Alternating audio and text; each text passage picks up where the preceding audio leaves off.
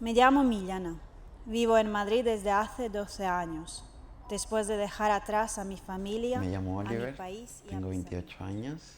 Mi vida ha estado condicionada por idas y venidas entre España y Me mi país. llamo Ha sido Pilar. así desde que tengo Tuve recuerdo. que irme de He Venezuela tenido que reiniciar rápidamente para una y proteger seis mi vida. estadios en proyectos de Aún vida, recuerdo no lo solo difícil mental, que fue huir y ocupando dejar lugar atrás mi importante en mi vida país. y Hoy quiero acondicionando compartir cada mi paso que he experiencia dado. con Samuel. Hoy voy a conocer a Cristina, una chica de Badajoz, He la ciudad en la quedado que con vivo. Lucía, una chica de Carabanchel. Quiero conocerla. Ahora le contaré mi Es historia. bastante curioso. Yo de Serbia no conozco nada, en plan, más allá de las ideas que pueda tener yo de Serbia. De la tele. Sí, algo así, pero tampoco tengo mucha idea. Bueno, temas políticos y tal, pues sigue, porque manejo un poquillo, pero poco. No puedo hablar de más porque no sé. Y me parece curioso, ¿qué idioma habláis? Serbio. Serbio. Serbio, pero a decir Oficial. de dónde yo oficial sí, pero en general como yo siempre digo a la gente cuando nos dice como Serbia, ex Yugoslavia, ¿sabes? Y entonces porque la gente nos conoce más allí, entonces Sí. somos muchos países ahora que éramos uno, pero Sí, ahora que estaba el hablamos el conjunto. mismo idioma. Entonces si alguien te dice, hablo croata, hablo montenegrino, o bosnio, lo que sea, es que hablamos el mismo idioma. Yo he tenido una historia migratoria bastante curiosa porque he estado yendo y viniendo de Perú a España. En 4 ocasiones. Vine a los 11 años a Barcelona, me quedé 4 años, luego regresé a Perú, estuve 4 años, 4 o 5 años, luego regresé otra vez. ¿Cuándo venías solo o con alguien? La primera vez me vine con mi madre y luego me regresé solo. Y de ahí he empezado a ir yo solo y de vuelta. Y como sabe, mi país está, bueno, en una crisis total. Aparte que yo era funcionaria pública, me tocó emigrar porque me vi en amenaza de muerte. Entonces, no fue fácil, pero aquí estoy. De todas esas veces que has ido y venido, ¿cuál es la vez que más miedo has sentido, más sentirte inseguro de esos viajes que has hecho? A mí me parece que la primera vez que fui fue la peor experiencia que tuve porque es un cambio tremendo, ¿no? Venir de un país sudamericano a la ciudad de Barcelona es como que ese choque, ese cambio me generó bastante contraste, ¿no? A lo que yo sabía, a lo que ahora me enfrento. Todo funcionaba muy rápido, entonces sentía como que me iba quedando atrás, tenía esa sensación como que no avanzaba, ¿no? Como que te ibas todo el rato en dirección contraria, digamos. Sí. Yo viví una época en la que, pues, te digo, 2008, de repente la burbuja inmobiliaria, todos los obreros se van a casa y no tienen trabajo. En plan, a mí me decían clase media cuando era pequeña, nunca fui clase media, siempre fue baja tirando a pobre.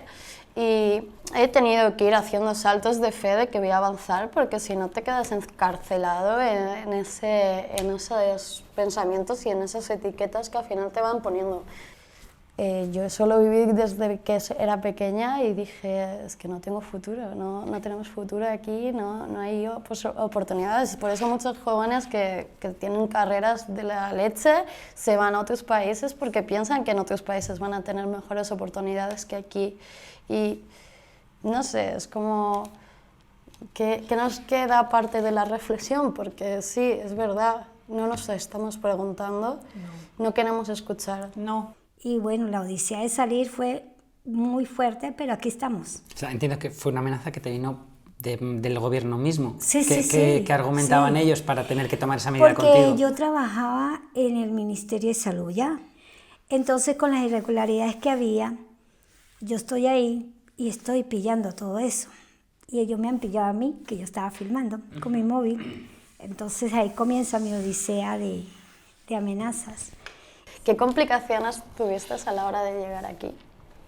A mí me tocó decir una decisión a aquel momento de Unión Europea que ninguna dificultad para mí.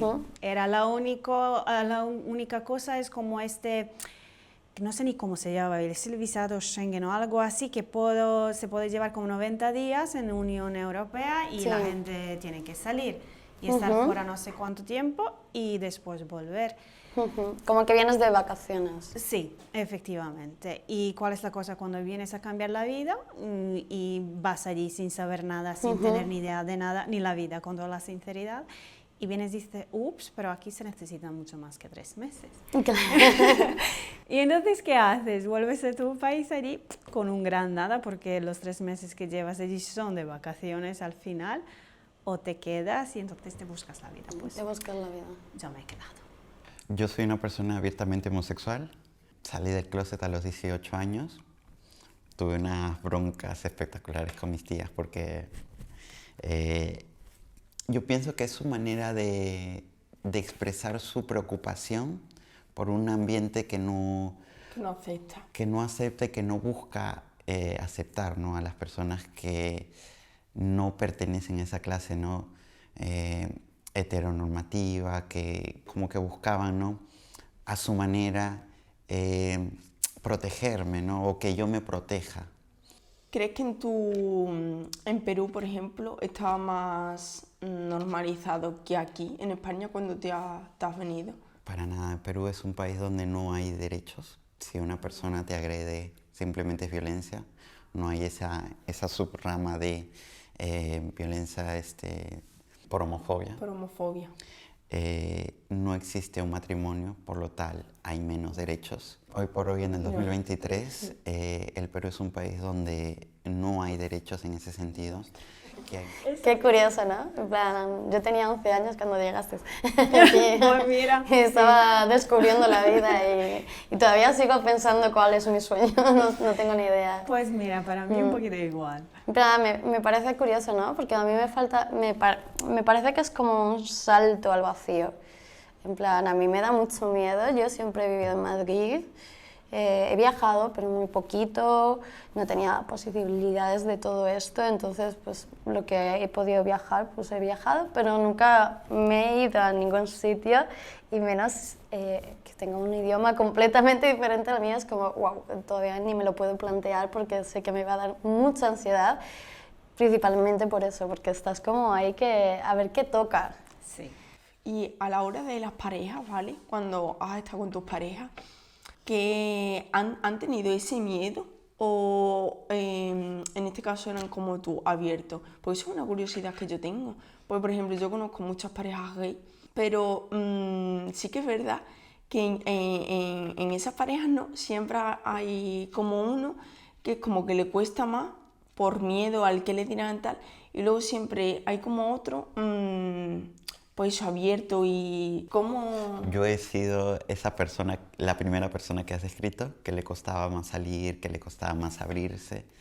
Si a ti durante muchos años te enseñan a que lo que sientes está mal, de la noche a la mañana es como que tienes que vivir un proceso para poder reivindicar todo eso, ¿no? Todo eso. ¿Sabes? La convivencia con los españoles, con otros inmigrantes. En teoría, sí, no es que en teoría creces como persona, tienes la libertad que antes no tenías, libertad de pensamiento, verte cosas que no querías ver y puedes empezar de nuevo y cambiar. Y... Yo agradezco lo que tengo y soy feliz con lo que tengo. Para mí, por lo menos, mi habitación es como un templo. Cierro la puerta y hago lo que quiero adentro. Me acuesto como quiero. Y soy feliz. Y te digo algo, Samuel, que por primera vez puedo decir que soy feliz. Pero lo de que sea feliz, no porque tenga dinero, no porque tenga abundancia, pero soy feliz porque me encontré yo misma. Ajá. Soy yo. Ya soy Pilar, la que quería ser, ¿me entiendes? O sea, después de tanto rodar en mi vida, después de tanto que luché por mi vida, criando a mis hijos, hasta criando a mi marido porque era como un hijo más. Entonces, para mí, cuando yo me separo de él, que logré alejarlo de mí, y llego aquí y ya me veo en esa habitación que la acomodé a mi gusto, que mi casero me dijo, de la puerta para adentro lo que quieras. Ah, bueno, mira, más rápido que no.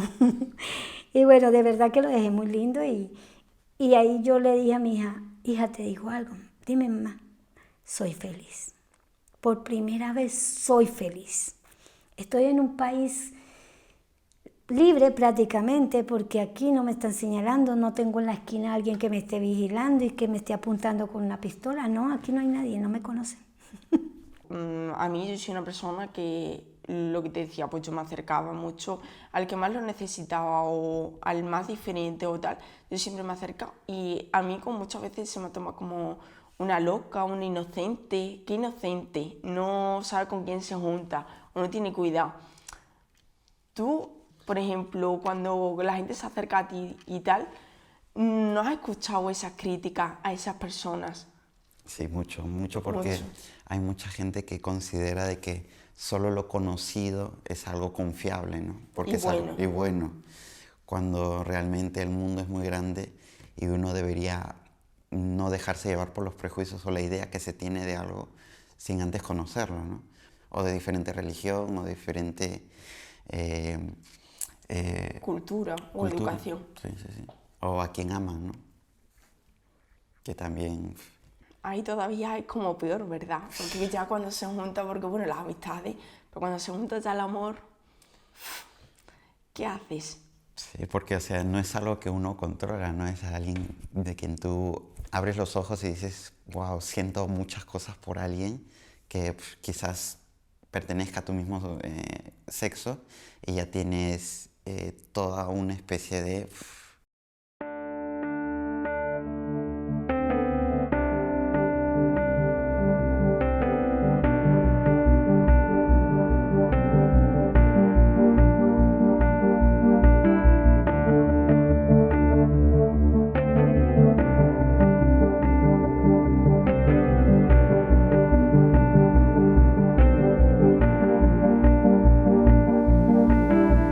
Now you're back.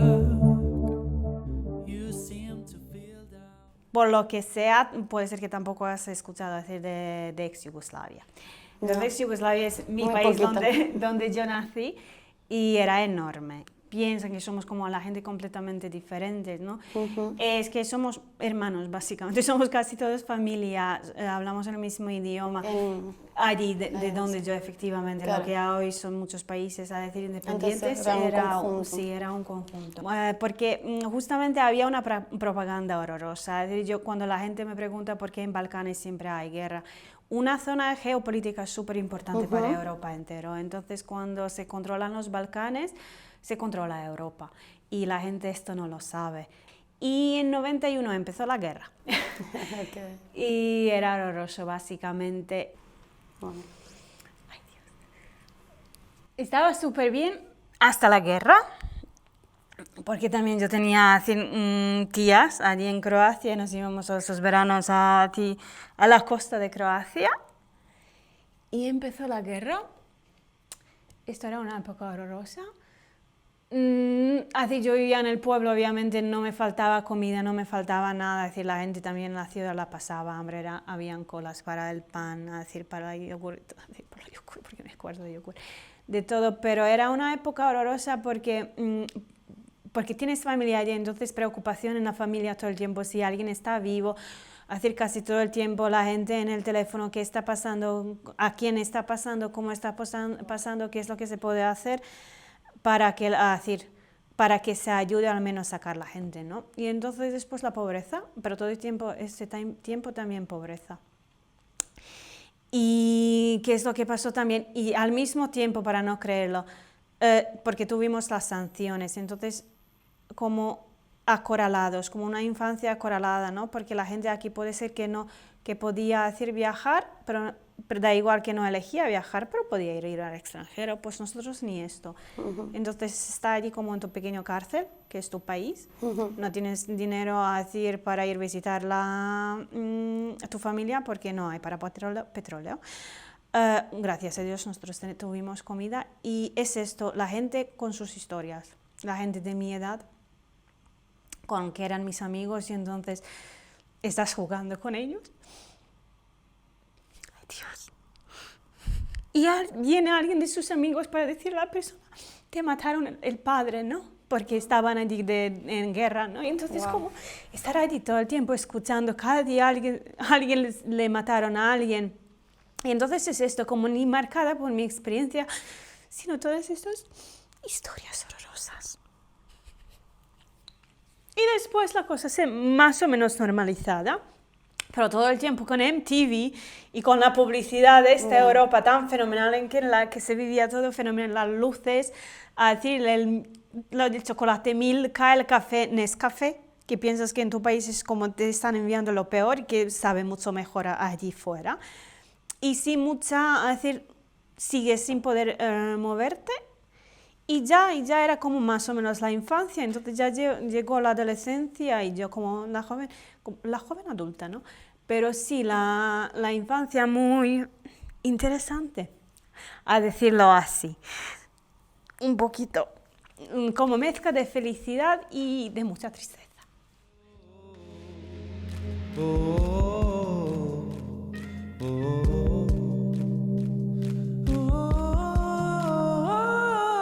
Mucho te falta, mucho más me falta a mí. Mucho te falta, mucho más me falta a mí. Mucho te falta, mucho más me falta a mí. Mucho te falta.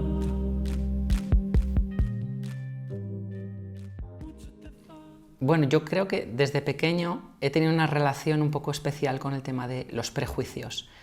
He ido a un colegio en el que había una manera de ser muy específica, un tanto elitista, aunque no del todo, había colegios mucho más elitistas en Valladolid que el mío, desde luego, pero donde los dos peores insultos que podías lanzarle a alguien era ser, en su momento, izquierdista o maricón, para ponerte un poco en tesitura. Entonces, bueno, quizá el hecho de vivir en el colegio con una manera de ser tan concreta en la que uno no termina de encajar, inevitablemente te metía dentro de una de esas dos categorías, aunque no lo fueras. Y allí había muchos intereses, pero como nosotros ya estamos tan acostumbrados a la guerra, desafortunadamente vamos a la guerra sin preguntar por qué, sin decir como de nuevo, es posible que de nuevo voy a la guerra contra mis hermanos, contra mi familia, contra mis amigos, contra mis vecinos, porque no era la primera vez, todo el tiempo hay guerra. Y lo que yo en aquella época obviamente no lo sabía, había muchísima propaganda también, solamente ya empezando propaganda en Serbia, porque nos mantenían un estado allí medio loco, ¿no? Había muchísimo alcohol, muchísimas drogas muy barata y muy buena, y porno básicamente a partir de las 8 de la tarde. Esta es la propaganda que dices. Sí, lo mostraron así, siempre los malos eran los otros. Digo, no hablando que somos todos familia, porque somos sí familia, ¿sabes? No es como, allí, porque lo quiero, no, somos de sangre. La gente no se lo cree porque la propaganda era diferente, pero contra la población ortodoxa, a la que pertenezco yo, unos crímenes que no se puede ni hablar lo que pasaba allí. Hay una canción que se llama, es súper antigua, pero me la enseñó mi madre, y se llama Amor sin frontera, de Ana Belén, no sé si la has escuchado alguna vez. Pues trata como que tú no eliges de quién te enamoras, y a veces las personas pues que somos más abiertas, es verdad que al final tú te estás exponiendo a un gran abanico de personas. Tú no puedes elegir, pues yo lo quiero blanco con ojos azules y rubios, no, es que al final te vas a mover por distintos ámbitos y pues el amor pues no entiende, y si te enamoras, te enamoras. Yo, por ejemplo, soy muy valiente para esos aspectos, pero he de reconocer que he sido muy cobarde a la hora de luchar contra lo que decían o que dirán. Cuando uno quiere dar ese paso para amar a alguien, muchas veces como que uno siente también ese temor de perder, por decir, unas amistades, o esa relación que tiene con la familia, o por decir una relación laboral que cada vez ocurre menos. Pero también es que nosotros somos humanos y dependemos de unos de otros, y perder una parte de nuestra vida que es importante es algo muy difícil, ¿no? Es muy duro para cualquier persona, yo pienso. Hay veces que como que la vida como que te da a elegir, ¿Por qué? Pues a mí me gustaría como a veces como juntarlo todo, ¿sabes? Y decir, no tengo que elegir, pues si me he enamorado, pues me he enamorado, ¿por qué tengo que elegir en...? Y yo, por ejemplo, estoy en contra de eso. Hay una cosa que leí mucho de un poeta, no recuerdo muy bien el nombre, que dice que la función de un padre debería ser llevar a su hijo hacia un barco sin timón y con delirio. Pero eso es difícil, ¿no? Porque estás llevando a tu hijo hacia un sinsentido, pero que estás con él, ¿no? Que esa es como que la función, ¿no? Acompañando. Sí, sí, sí. Sí. Bueno, mucha gente que me conoce me ha dicho que soy una persona muy sensible, cosa con la que a mí me cuesta estar de acuerdo, porque no creo que sea más sensible que otros hombres cis hetero, como decimos ahora, pero sí que a lo mejor soy más demostrativo o quizá he tenido más problemas a la hora de gestionar mis propias emociones, comunicarme con mis amigos, con mi familia, o de expresar cómo mismo yo me siento, y luego pues a veces lo expresas de una manera demasiado... quizá demasiado emotiva, si es que se puede ser demasiado emotivo, ¿no? Quizá a lo mejor el problema en el que vivimos ahora es que no somos lo suficientemente emotivos, y lo hablo sobre todo, hablo en plural, en primera persona en plural, refiriéndome a los hombres. Yo, por ejemplo, un prejuicio al que, como hombre cis hetero que soy, me enfrento y me he enfrentado mucho en muchas situaciones muy diferentes, en ámbito laboral, en ámbito personal, de salir con amigos, salir de fiesta, en puestos de trabajo, en el colegio, es que se ponga en duda mi sexualidad, por ejemplo. No es que se ponga en duda, pero bueno, digamos que se asume que a lo mejor soy una persona que soy homosexual, porque tengo ciertas conductas o formas a lo mejor de mover las manos cuando hablo, o ciertas palabras que escojo cuando me expreso, que se identifican como femeninas. Y el hecho de ser femenino implica que, por extensión, te tienen que gustar hombres porque eres femenino, y a las mujeres les gustan los hombres. Y es como, está todo tan dirigido. Sí, entiendo perfectamente. Y creo que eso, que es la parte que a mí me toca. Hay una distancia abismal con lo que puede ser el prejuicio que sufre una minoría, ya sea el prejuicio que sufre una persona homosexual por serlo, o una persona migrante, una persona transexual, una mujer por ser mujer, y sin embargo siento que me gusta leer su literatura, escuchar sus testimonios, asistir a sus actos de activismo, porque hablan de sí mismas, hablan de sus experiencias, y no noto que se repitan en lo que yo he vivido, pero de alguna manera rima, ¿no? O sea, de alguna manera hay como una sintonía. Como que identificarte con esa persona. Claro, pero digo, o sea, soy consciente de que hay una distancia abismal a sus vivencias, que yo al final sigo siendo un privilegiado, pero sí que noto cierta frustración, se asumen de mí ciertas cosas, y como, sí que hay como un pequeño eco. Es un eco, no es decir, hey, es exactamente lo mismo porque yo ahora soy un señor y te voy a explicar por qué me siento exactamente igual que tú.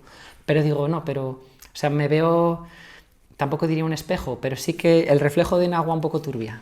Si educamos en esa base de la libertad, creo que todo como que sería más fácil. Pero el problema es que no educamos desde esa base, sino que educamos con los prejuicios que ya tenemos. Y también con eso, que es importante, ¿no? Que es querer que este hijo que tenemos, que no sufra, que se adapte, que sea una persona apta para la sociedad, ¿no? Y tenga, por decir, ese logro, esa inclusión que muchas veces, bajo todos los términos, se lucha por no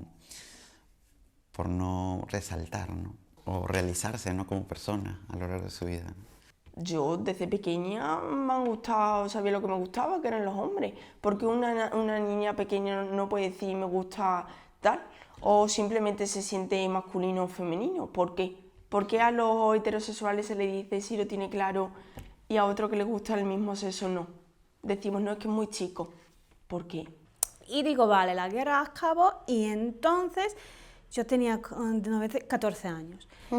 Y en 99 nos tocó de nuevo, eran como las bombas de OTAN. Era la primera vez que, no era la primera vez para Serbia, desafortunadamente ya la tercera vez en el mismo siglo, y que básicamente que el resto de Europa se juntó porque nos eligieron por una mentira que después en el juzgado de tribunal de Haya se descubrió que era mentira, pero se aprovechó como una excusa para bombardear un país entero, un pueblo entero. La OTAN. Sí, la OTAN, sí. Y entonces, salvo los griegos, porque siempre somos todos balcánicos, ¿no? Y entonces los griegos no lo hicieron, nos ayudaron muchísimo y también la gente que no le gusta hablar mucho, pero a este componente religioso, los griegos son ortodoxos. Y todo el resto que nos atacó eran básicamente católicos y protestantes. Digo cosas que a la gente no se lo puede creer, pero desafortunadamente es la realidad. Claro. Y entonces también me acuerdo de este momento porque la primera vez también que me enteré de Palestina también, Sí. porque era cuando mostraban lo que pasaba en el Kosovo y todo lo que tenían que hacer las vallas, protección para la población serbia, era lo mismo de Palestina. Entonces yo pienso que también era la primera vez que yo no odiaba a nadie más, porque yo entendí que no éramos los únicos que le pasaban a esas cosas. Claro, también que era otra pasando. gente que era lo mismo. Ahora puede ser que no se habla tanto, pero la guerra de los Balcanes era primero horrorosa, horror de los horrores, gente destruida, sueños perdidos, todo es como... Pero para el resto de Europa y el mundo era una época cuando se formó como algo cambió a hacer justamente, como dijo un profesor mío, ya no eran como medios de comunicación, los medios de comunicación se cambiaron en medios de formación. Se elegía una propaganda y se seguía con esta propaganda y así se formaba hacia el pensamiento y de otra gente, ¿no? Opiniones de otra gente que no estaba allí, que solamente escuchaba diariamente viendo cosas como guerra en directo, como reality show, allí tienes la guerra en el medio de Europa. Para acostumbrarnos. Sí, acostumbrar a la gente a la guerra y que lo acepten como si fuera nada. Con el tema de la pandemia, hace 3 años yo perdí el trabajo que era mi vocación. Yo no sé cuál es tu vocación. ¿Tuviste una vocación laboral? Sí, soy la de fisioterapeuta. Ajá, Esa es mi vocación. Ajá, y sin embargo, bueno, has tenido unos problemas vitales, pero no sé, en el momento más bajo de tu vida, de debilidad, de no confiar en ti misma, ¿no notaste como que sin tu vocación no eras nada? Sí, cuando me tocó retirarme, me sentí vacía, me sentí que quedaba una parte de mí en ese trabajo, que era lo que amaba, porque me gusta más que ser enfermera. Porque con enfermería es un poco fuerte, pero en terapia, cuando tú ves al paciente que sonríe porque le alivia el dolor, para mí es como si me pagara 1 millón de euros con esa sonrisa. Esa soy yo.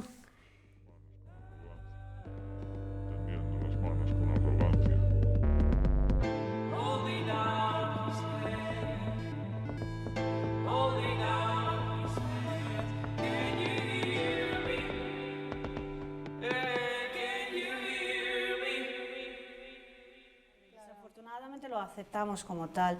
Se aceptó, pero no se estaba de acuerdo. Normal, porque alguien te está echando, ¿sabes?, hacer bombas por encima tuyo. Es que yo me acuerdo de esta época que no teníamos futuro. Ya. No pensábamos el día siguiente. Dios. No pensabas el día siguiente porque como los aviones venían y por la mañana, venían en cualquier momento, las sirenas empezaban y en un momento tu futuro entra entre las 2 sirenas.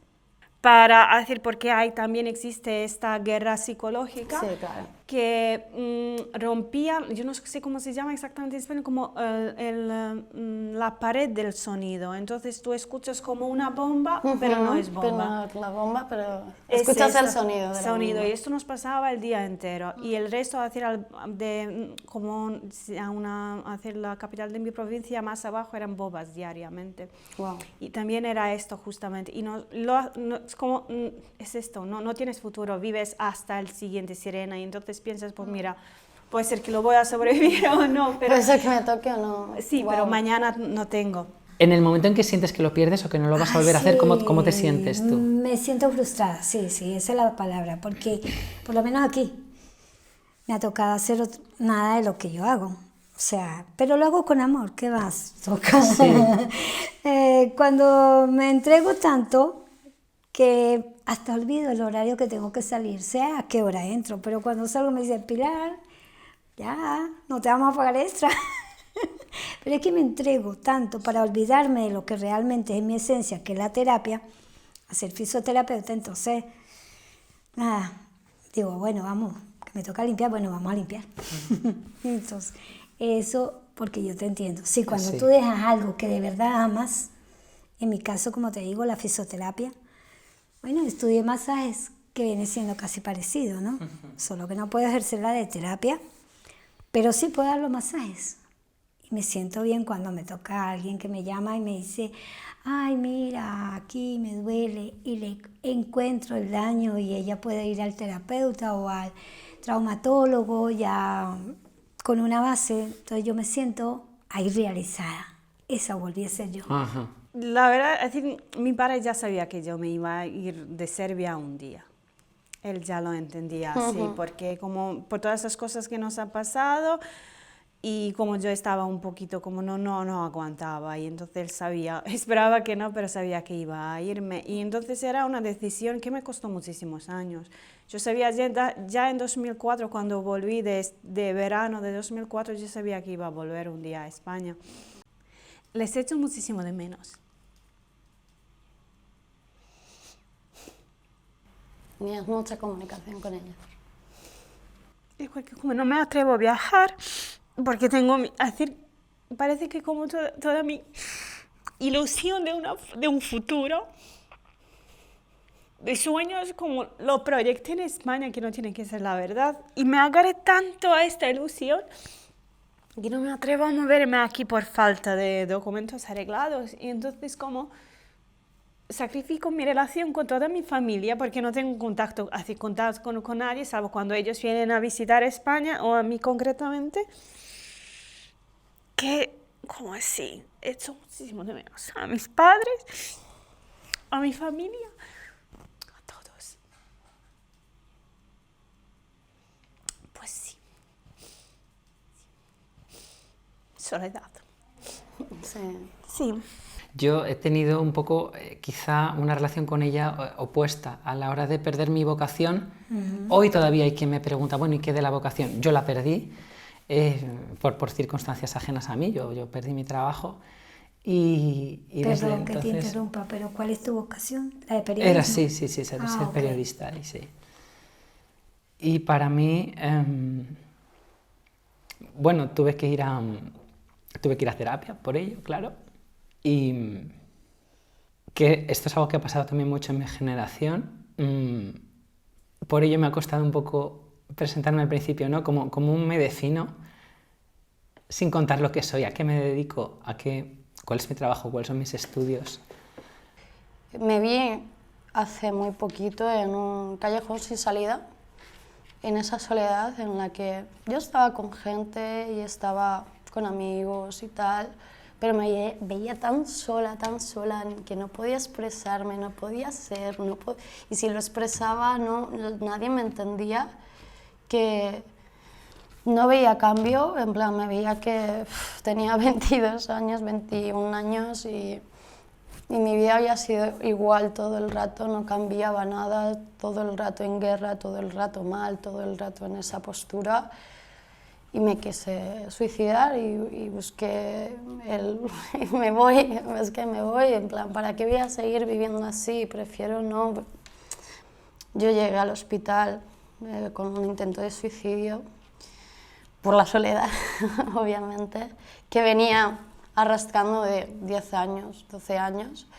Y para mí fue como volver a vivir de otra forma, ¿no? Y ver la vida de otra forma y coger un poco la espiritualidad, lo que me agarra realmente a la vida, el querer cambiar, el querer hablar con los demás, el querer transmitir qué es lo que estoy haciendo y querer cambiar mi vida.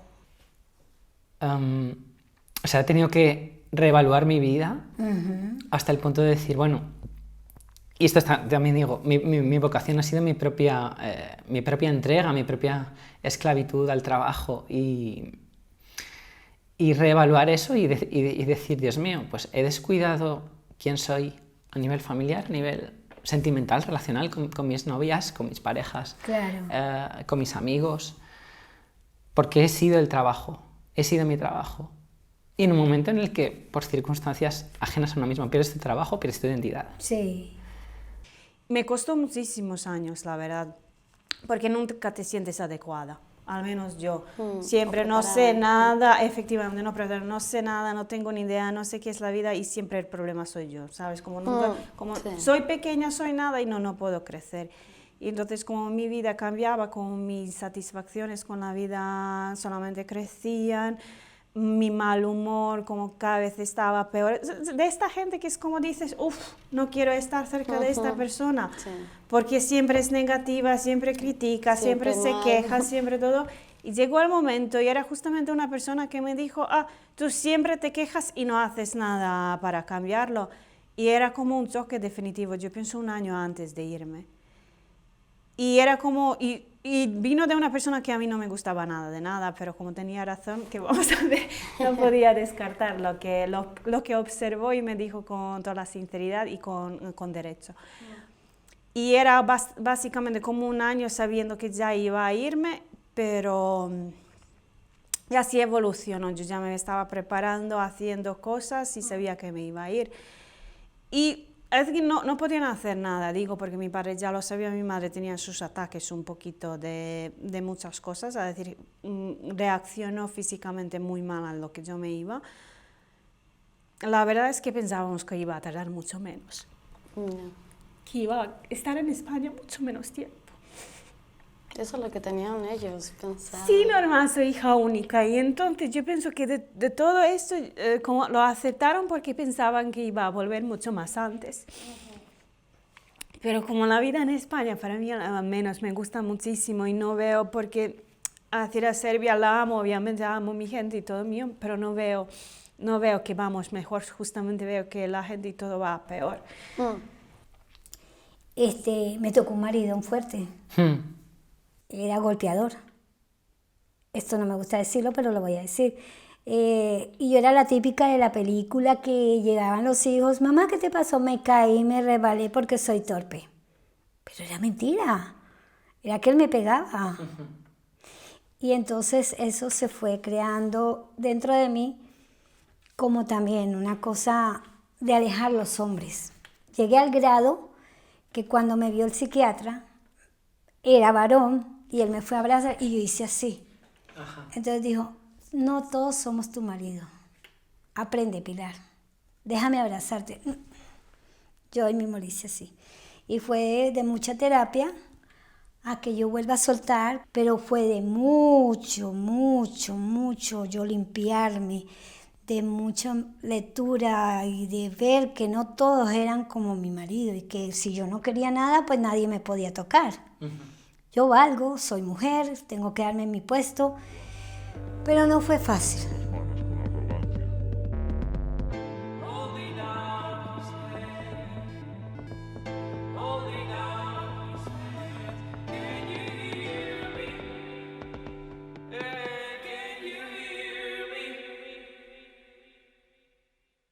Respecto a que si España es un país acogedor, sinceramente tengo mis dudas. En ese aspecto deberíamos de cambiar y educar, como dar un giro de 180 grados, partiendo desde la educación. O sea, enseñando en las escuelas que en cualquier momento de nuestra vida es que nosotros mismos también podemos irnos fuera. Yo tengo ese pensamiento, porque desde mi propio entorno, sin ir más lejos, no todo el mundo está dispuesto a acoger. Que yo le diría que incluso fuera más ambicioso o ambiciosa y siguiera adelante. Y que pruebe a seguir diciendo, evaluando a su propio entorno a lo mejor. Si alguien de su entorno apoya a un equipo que no es, también le dejamos fuera. Si su madre es de tortilla de patata con cebolla y él es de tortilla de patata sin cebolla, pues que también la deje fuera. Que siga buscando esa perfección que a lo mejor se queda solo y que luego pues venga a hablar, a ver qué tal, a ver si le parece interesante la diversidad en su entorno o no. Sí. Yo pienso que la mayoría de mis compañeros de la primaria ya no viven en Serbia, todos nos fuimos. Fuiste, exacto. Y tú no tienes futuro, ¿sabes? Lo que justamente algunas veces Aquí cuando la gente pierde trabajo, por ejemplo, en España, puede ser que van a encontrar trabajo, pero puede ser como máximo dentro de 6 meses, 1 año, lo que sea. En Serbia, una vez cuando pierdes el trabajo, ya no lo tienes. No lo encuentras, la pobreza es enorme. Vivimos básicamente todo del dinero que la familia de otros países envía. Yo no sé ni cómo sobrevivimos, la verdad.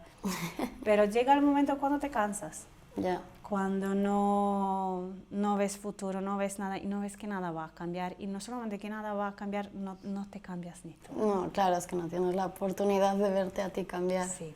A mí me ha dado por pensar, es una situación que se ve también en muchas personas migrantes de muy diferente condición. Cuando vienen a España, sí, buscan muy a toda costa ser españoles, sentirse españoles, y de hecho pues, yo recuerdo que en un pueblo de aquí de Valladolid, en Valdestillas, había una persona que era migrante y sin embargo tenía su casa llena de la bandera de España con el toro, mucho producto, tal. Creo que es una manera de autodefensa porque de alguna manera están prevenidos de que si no son de cara afuera lo suficientemente españoles, los españoles no les vamos a aceptar. De hecho, yo le hice la limpieza facial a una chica nicaragüense y ya hablaba con acento español y yo le digo, ay, ¿cuántos años tienes? No, tengo 1 año. Sin yo querer entrar a valorar en su manera de ser o en su manera de decir, pues yo no, sean como sean, sí que les diría, temo que si alguien os va a rechazar y no es algo que podáis controlar. Y el prejuicio es así. Y se radican y yo. El prejuicio es así. Sí, eso sí es verdad.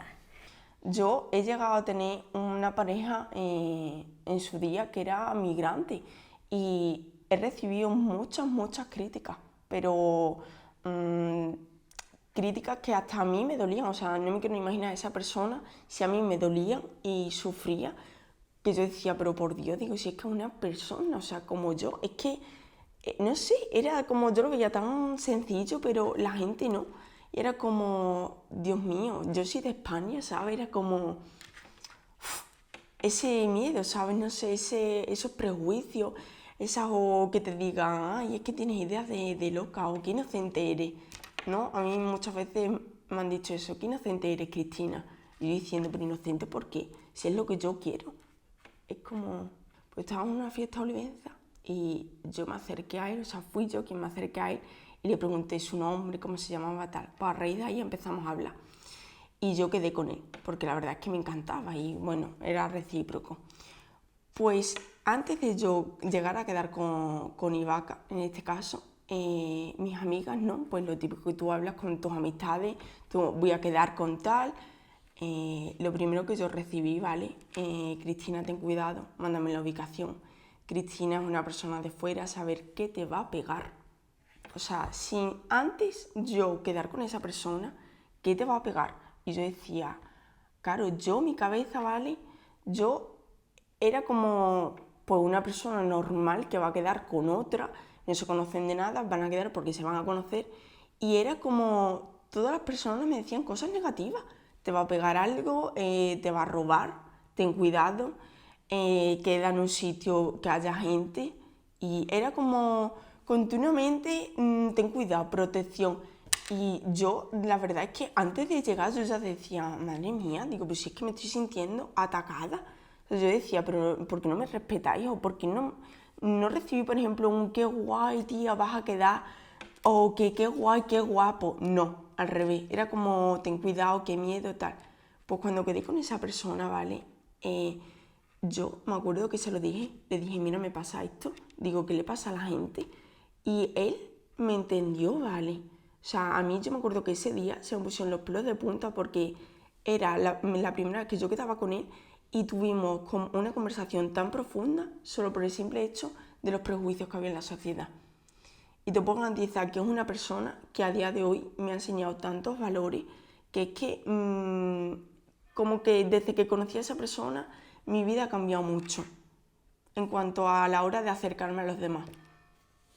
Sí, a mí yo creo que lo que a mí más me costaría en esa postura es el no sentir el contacto directo con personas que me puedan entender.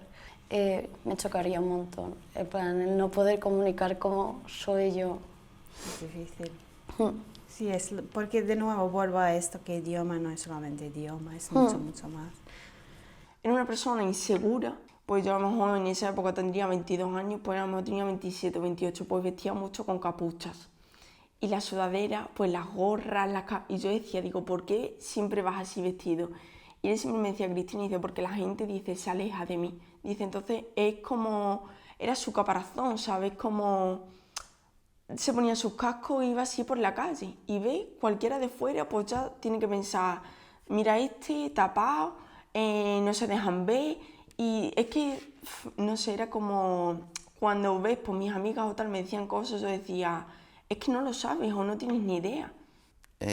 Yo cada vez estoy más convencido de que el mundo es mucho más grande de lo que nos hacen creer, que el mundo es muy rico en conocimiento y en muchos otros aspectos, y que las personas que vienen de diferentes partes del mundo nos pueden enseñar a crecer enormemente.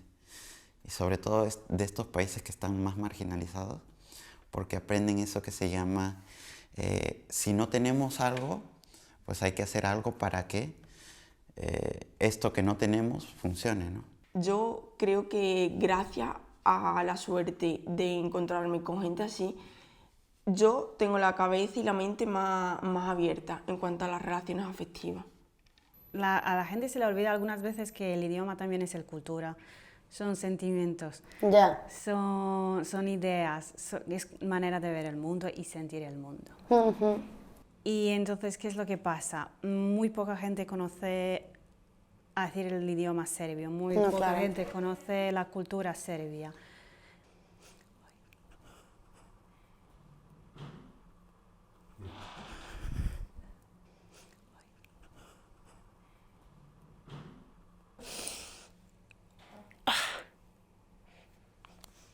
La parte difícil en la que no pienso mucho, ¿no? Justamente es el idioma.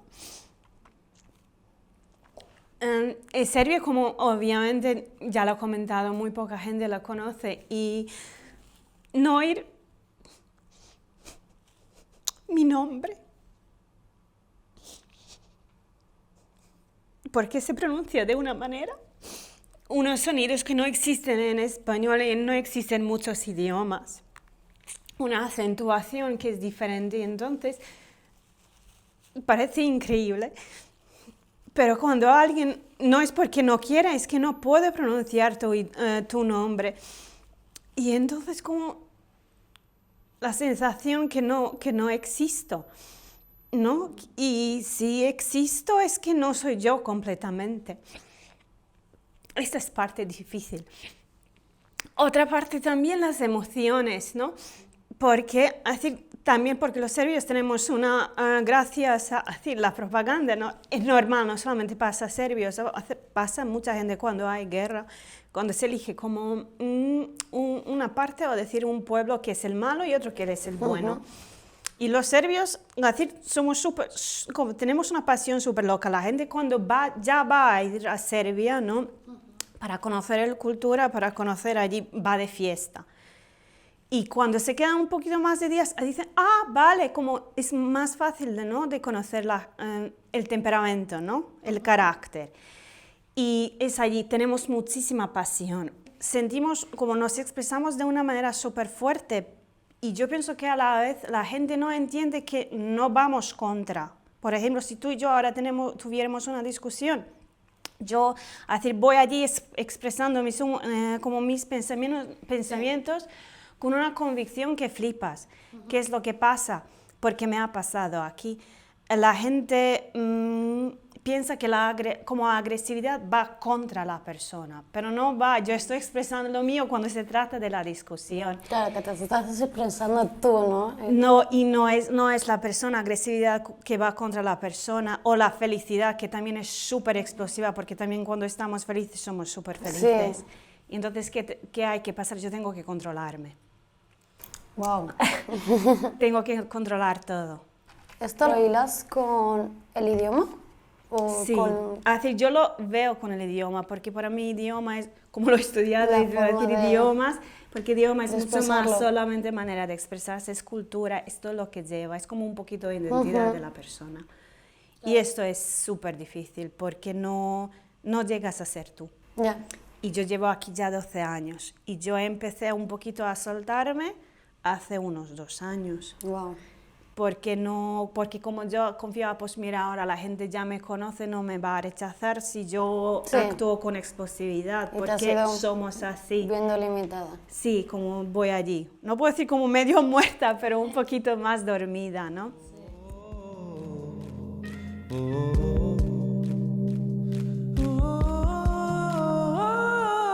Mucho te falta, mucho más me falta a mí. Mucho te falta, mucho más me falta a mí. Mucho te falta, mucho más me falta a mí. Mucho te falta.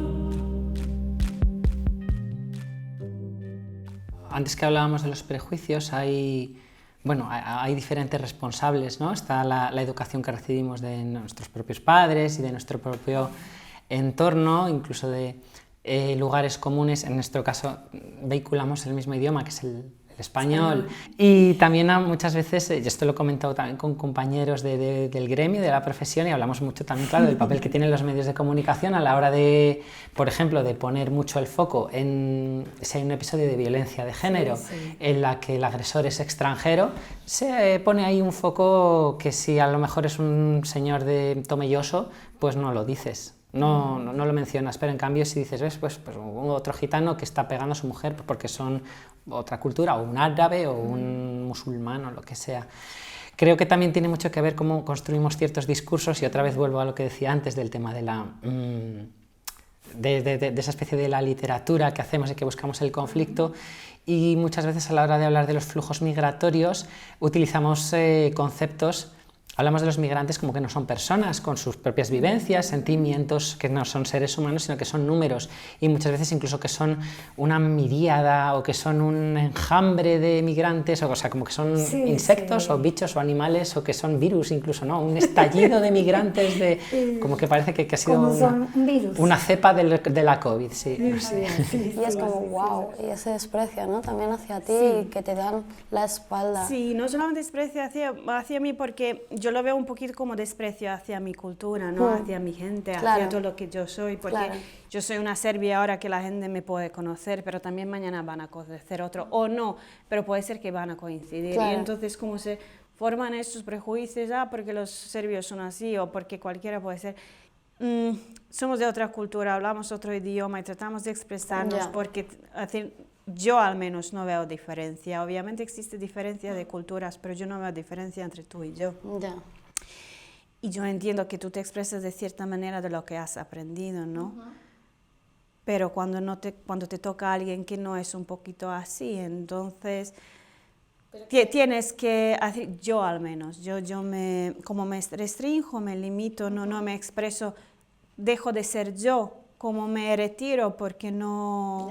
Dejas de hablar, Dejo de hablar, dejo de todo. Entonces y no solamente que te pasa en este momento, después empieza a pasarte todo el tiempo. No es que lo haces todo el tiempo, porque esto es la experiencia que tienes. Y es esto, miedo de rechazo, no me van a querer, no me van a amar, no me van a aceptar, lo que sea, y qué hago aquí, o yo trato de hacer una conexión de cualquier tipo, ¿no? Y parece lo que duele muchísimo, que no puedo hacerlo de punto de vista de lo que yo soy. Tengo que ser menos, o tengo que ser diferente. Claro, tengo que moldearme a lo que ellos quieren. Sí, efectivamente. Pues lo peor fue que no quería dejarlo y me tocó. Eso fue lo peor, y duele mucho porque es tu país. Y lo mejor es que llegué a un país que me ha acogido muy bien. Esa es la parte, no tengo más que agregar. De verdad que me he sentido fabulosamente en España. No puedo decir más nada. De verdad no tengo más palabras porque es solamente agradecimiento. Pero en mi caso, por lo menos, aportar algo de mi conocimiento, yo sería feliz que me dejaran por lo menos hacer manualidades que me salen muy bien. Y ¿por qué no darles un taller de masajes? O sea, cosas de las que yo sé, compartirlas con otras compañeras para que se ayuden aquí. ¿A Badajoz cómo llegaste? Te juro, todas las personas que conozco aquí en Extremadura me dicen, ¿cómo llegaste aquí? Y es como que una curiosidad bastante sana porque muchas personas no consideran que este sea un buen lugar para venir. Y la razón por la que emigré aquí a España no es tanto, a pesar de que yo corría riesgos, que yo no tenía esa inclusión social en Perú. Fue meramente por el azar del destino que mi mamá consiguió un contrato de trabajo muy bueno y decidió traerme. ¿Y te gusta Badajoz? Me encanta y conocí. ¿Más que Barcelona? Mucho más. ¿La consideras más acogedora?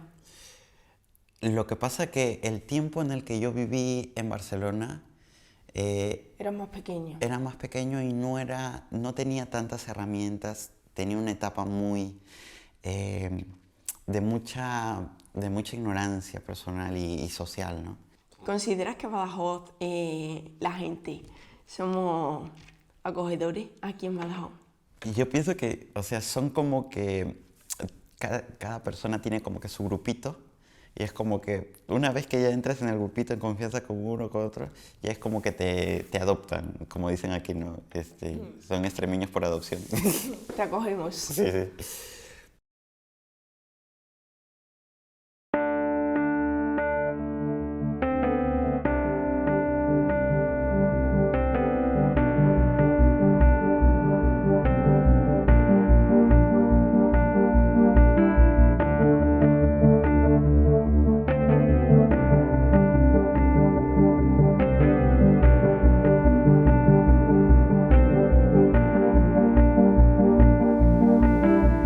Now you're back. Me viene la palabra invasión.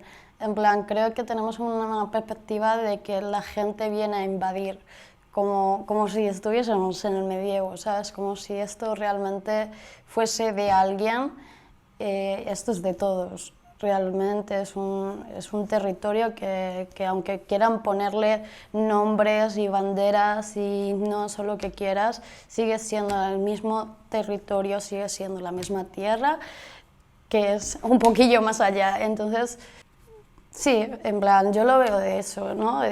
Incluso lo veo en mi familia, ¿no? Y que, joder, es que les dan más ayudas a la gente de fuera que a mí. Y que no creo que ni siquiera sea así, ¿sabes? Porque veo realidades en las que son muy complicadas. Se escudan en que se amenazan las cosas tradicionales, la familia tradicional, el orden tradicional de los países y sus ciudadanos. Entonces, bueno, hay como una oposición muy fuerte también antimigratoria, anti-mujeres directamente, antifeminismos, anti-personas LGTB. Y no, es que ellos son los culpables de todo lo que está pasando. Es lo que dices tú, es mejor señalar al otro que mirarte a ti y señalarte a ti. Wow, pero mírate a un espejo, ¿qué te está pasando a ti con todo esto? Creo que es entre que hay como una democratización de los discursos en las redes sociales que consigue que se oigan todas las voces, incluso las opiniones más execrables, las opiniones más directamente despreciables, con igualdad de condiciones de unas opiniones razonables. Y que también hay, esto lo hablo desde mi punto de vista como periodista, una crisis en los medios de comunicación, cada vez menos gente compra periódicos o atiende a informaciones bien hechas y prefieren informaciones muy emocionales, incluso muy viscerales. Entonces, hay una manera en que el periodismo y las noticias se están convirtiendo, igual que la literatura, igual que el cine, viven del conflicto. Frente al tema LGTB, Cristina, ¿cuál ha sido tu percepción aquí en Badajoz y qué es lo que tú has sentido, ¿no? con este grupo minoritario? No sé si es minoritario. Ahora creo que siento que tengo 25 años y siento que a veces, yo no digo siempre, pero creo que a veces estamos como un poco retrocediendo en esos temas, porque es como que no retrocediendo, sino que ahora hay más diversidad ¿vale? En cuanto a las relaciones, las parejas y tal. Pero es como que se está la gente asustando. Y es como, pero vamos a ver si es que esto ha existido toda la vida. Lo que pasa es que ahora, que lo estamos normalizando y viendo lo normal, la gente, que a lo mejor es una minoría, yo no te digo que no, pero esa minoría es como que alza mucho la voz. Entonces eso a mí es lo que me preocupa, porque creo que es como que ahí estamos volviendo un poco para atrás. Creo que eso es un problema un poco serio. Yo soy muy optimista. Yo he sido cínico y yo creo que mucha gente de mi generación ha sido muy cínica también, pero creo que el cinismo es un momento vital. Es un momento en el que decir todo está mal, la ultraderecha nos va a comer a todos, nos vamos a ir al tal.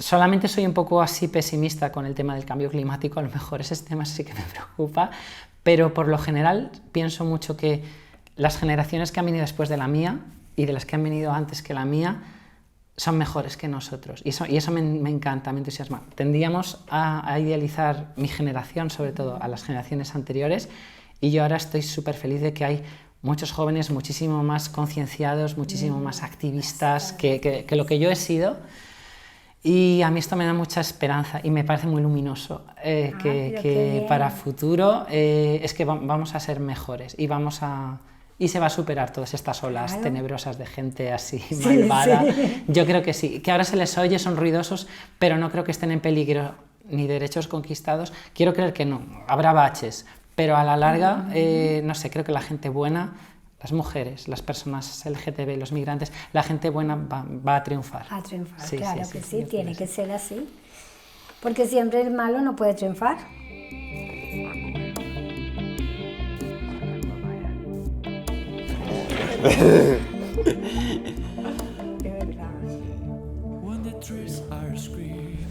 Sí.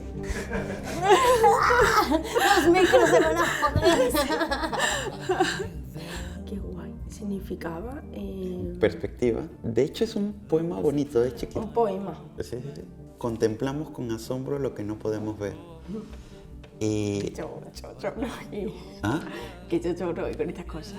Bueno, llorar es bueno. Fue un placer de verdad compartir contigo. Me transmitiste una confianza que parece que te conociera de toda la vida. Eres una linda persona, eres transparente, humilde, que es lo que necesitamos en la humanidad. Nada, de verdad, muchas gracias. Igualmente. Cuando uno se queda con cosas, no expresa, no dice lo que siente, te puedes perder compartir momentos espectaculares con personas maravillosas. Muchas gracias, Oliver. Tanto a ti como al equipo, ¿sabes? En plan, gracias. Porque realmente yo he sentido un entorno muy seguro donde poder contar esto, y pese a que haya cámaras y me estén poniendo muy nerviosa. Pero no, en realidad, wow. Muy bien. Y quedaremos hotel. He conocido de primera persona a alguien que ha pasado por mucho, que ha vivido por mucho y sin embargo pues lo ha superado y encuentra como herramientas por sí misma y da valor por sí misma, pero sí encontrar esa pequeña esperanza, ¿no? Esas pequeñas vivencias que te digo que muchas veces escucho en personas mucho más vulnerables que yo, y que han sufrido mucho más que yo, y pensar que quizá, bueno, mucho en mí rima y mucho en mí puede tener un sentido para que pueda ser feliz. Es que vamos. Yo a ti te deseo que ojalá cumplas tu sueño de ser psicólogo y que expreses con total libertad esas ganas que tienes de decirle al mundo pues lo que quieres y lo que amas. Pues no hay nada más bonito en esta vida que amar a las personas. Claro que sí. Muchas gracias.